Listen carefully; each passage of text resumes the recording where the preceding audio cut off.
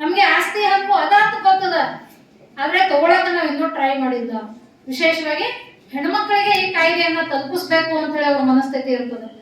ಹೆಣ್ಮಕ್ಳು ಇನ್ನೂ ಪ್ರಶ್ನೆ ಮಾಡಕ್ ಅಡಿಗಿಲ್ಲ, ನಾವು ನಮ್ಗೆ ಆಸ್ತಿ ಬರ್ತದ ಅಂತ. ಯಾಕಂದ್ರೆ ನಮ್ಗೆ ಇನ್ನೂ ಅದೇ ಸಿಸ್ಟಮ್ನಾಗ ಬೆಳೆಸ್ಬಿಟ್ಟಾರ.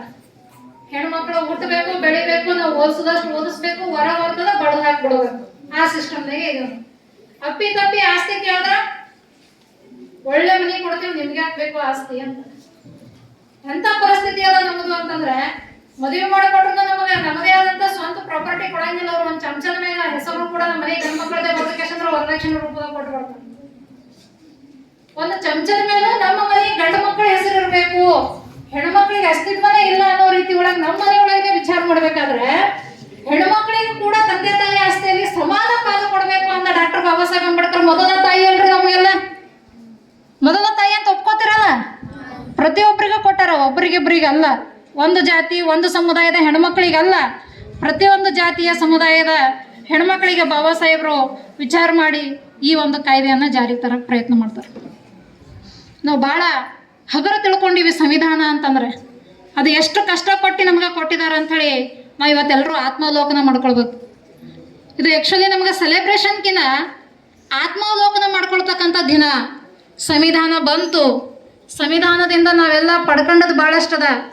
ನಾವು ಸಂವಿಧಾನದ ಆಶಯಗಳೇನದವು, ಸಂವಿಧಾನದ ಆಶಯಗಳನ್ನು ನಾವು ಈಡೇರಿಸಲಿಕ್ಕೆ ಪ್ರಯತ್ನ ಪಡ್ತಾ ಇದ್ದೀವೇನು, ಸಂವಿಧಾನದ ಫಲವನ್ನು ನಾವು ಎಷ್ಟು ತಗೊಂಡಿದ್ದೀವಿ, ಇನ್ನೂ ಸಂವಿಧಾನದಲ್ಲಿ ಏನಿದೆ ಅಧ್ಯಯನ ಮಾಡ್ತಕ್ಕಂಥ ಒಂದು ಕಾಲಘಟ್ಟದಲ್ಲಿ ನಾವಿದ್ದೀವಿ. ಅದು ಆತ್ಮಾವಲೋಕನ ಮಾಡ್ಕೊಳ್ತಕ್ಕಂಥ ಒಂದು ಕಾಲಘಟ್ಟದಲ್ಲಿದ್ದೀವಿ.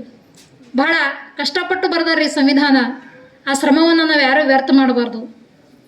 ಹಗುರವಾಗಿ ಸಂವಿಧಾನದ ಬಗ್ಗೆ ಮಾತಾಡ್ತೀವಿ ಅಂತಂದರೆ ಆ ಶ್ರಮಕ್ಕೆ ಮಾಡಿದಂತಹ ಅಪಮಾನ ಆಗ್ತದೆ.